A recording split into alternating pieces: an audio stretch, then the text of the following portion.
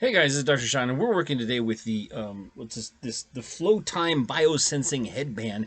It's a personal EEG unit that reads brainwaves. We're going to talk about some of the brainwaves today. I've got the app already loaded up, and I'm going to just go ahead and start. It should make a little noise, but ding, there we go. Got to connect the device, hit the connecty thing, and make sure that it's on. There'll be a little blue light right back here. Let's see if it work. And when you have your little light on, you just press the button right here, and we should have the light. Where did it go? There we go. You can see the light right there. It's a little blue light, and it's connecting. Oh, no, it's not. Okay, restore.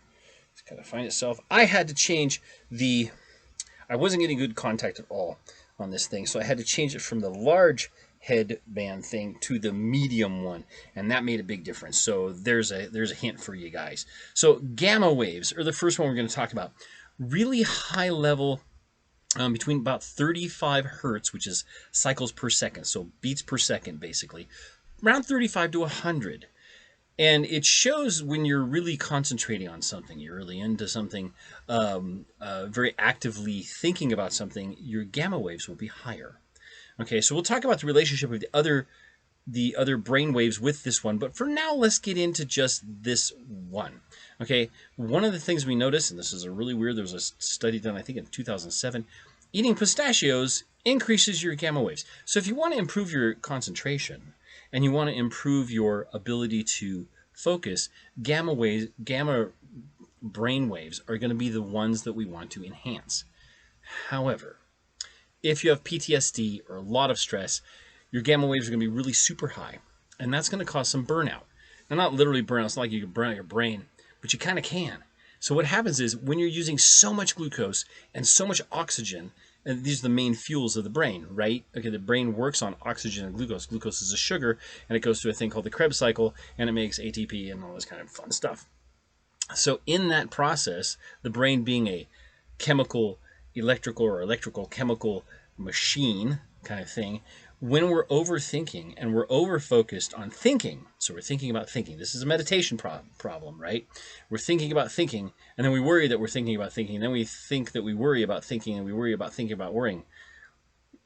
And it just keeps going, right? So this is a PTSD, ADD, ADHD, high caffeinated kind of problem. There's a point at which that becomes an issue.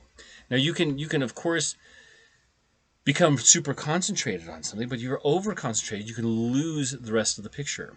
You can also fatigue the rest of the brain, and this would cause more rumination or stuff like that. Now that's not really, that's more from anecdotal and empirical observations that I've done of myself and of others that I've worked with, because I've been teaching meditation for a long time, and with a lot of people, they're dealing with actual medical issues and pain issues, like physical pain mostly. Being a chiropractor, I work with a lot of people with back pain, neck pain. Post-surgical pain is a really big one. And then also kind of intra-abdominal pains and stuff like that. So those are all related to stress. Stress makes everything worse the more stress you put people under. So gamma waves, right? Gamma waves between 35 and 100 hertz cycles per second. And the other ones are around the different ranges. Now, as we use this little app, it's still trying to connect. So gamma waves are the fastest. They're the fastest of the brain waves, 35 to 100 hertz. And we show that people that are really developmentally disabled or have traumatic brain injuries may not even make them.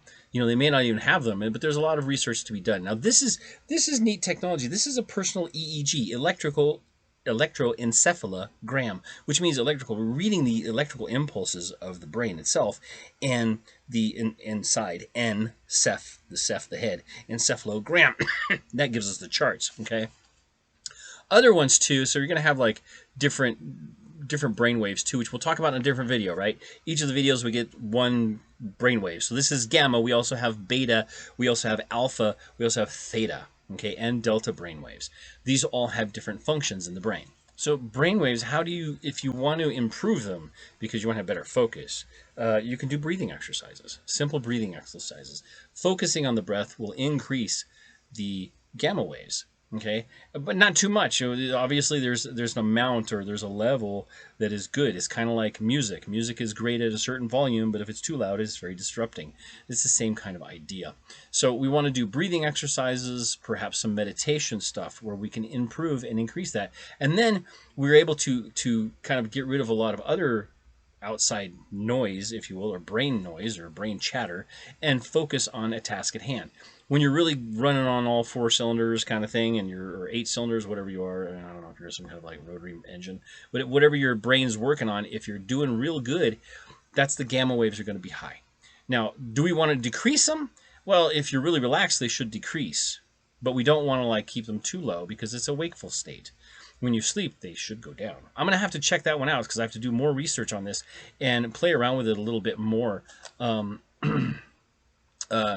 Head injuries can cause problems with these two gamma waves, so that's what we want to watch out for. Post-concussive syndrome, epileptic seizures, traumatic brain injuries. Traumatic, same thing as concussion syndrome, because concussion usually goes with traumatic brain injuries. And also PTSD, full body injuries of whatever kind, and those could be emotional injuries or spiritual injuries, really, if you want to talk that way.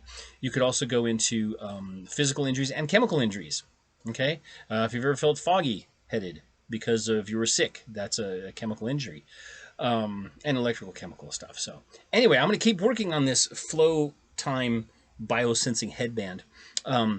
Biggest challenge I've had so far was the connection points. I have to keep it above because I have kind of like my brow is pretty pronounced through this area, so I have to keep it just above that. And don't forget, if you're using this thing, you can go on Reddit and look me up at r/Flowtime Headband. And that's why I have a little page there. We can start discussing this stuff. It's brand new. There's not a lot of community on this, so I'm trying to start a little bit of a community. So guys, if you got one, check it out. Let's get in there.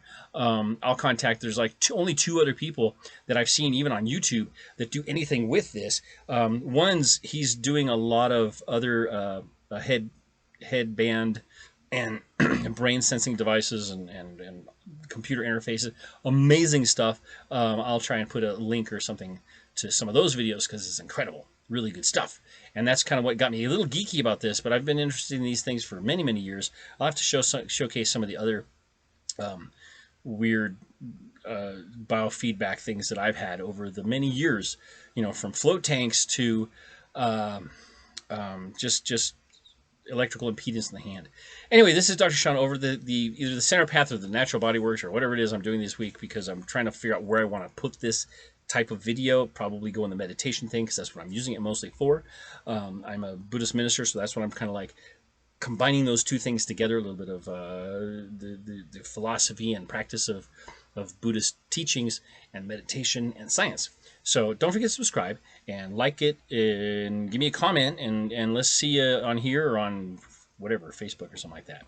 Anyway, you guys have a good one. You take care of yourselves and do your meditations. I mean, this could actually end up being a really good anchor if I'm doing meditations and I wear this every time, because then I'll think more about meditating when I wear this. I'll anchor to meditation. It's a good thing. Talk to you guys later. Take care.